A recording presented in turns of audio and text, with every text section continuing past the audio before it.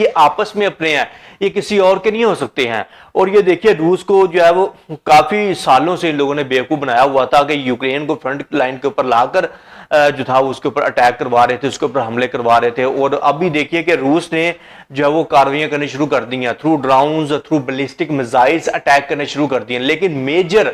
Attack ابھی بھی روس کی جانب سے نہیں سامنے آیا ہے کہ روس نے میجر اٹیک کیا ہو، جیسے کہ یوکرین نے اور ساری کی ساری کنٹریوں نے یوکرین کی آڑ میں جو نقصان پہنچایا روس کو اور بڑے بڑے اٹیکس کیے ہیں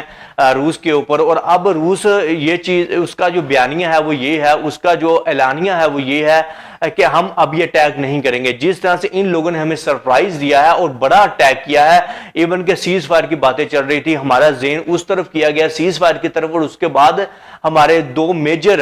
ہمارے کنٹری کے اوپر دو میجر اٹیکس کر دیے گئے اور پرل ہاربر کے اوپر ہمارا اٹیک کیا گیا ہے، اور یہ بہت ہی میجر ہمارا نقصان ہوا ہے اور ہم اس کو نہیں بھولیں گے۔ اور ہم آنے والے کچھ ہی دنوں میں، ان کو پتہ بھی نہیں چلے گا، ان کو بھی اسی طرح سے سرپرائز دیا جائے گا۔ ٹیکٹیکل نیوکلیئر پروگرام کا وہ نام لے رہے ہیں کہ اس کو وہ یوز کر سکتے ہیں۔ اور اس کے بعد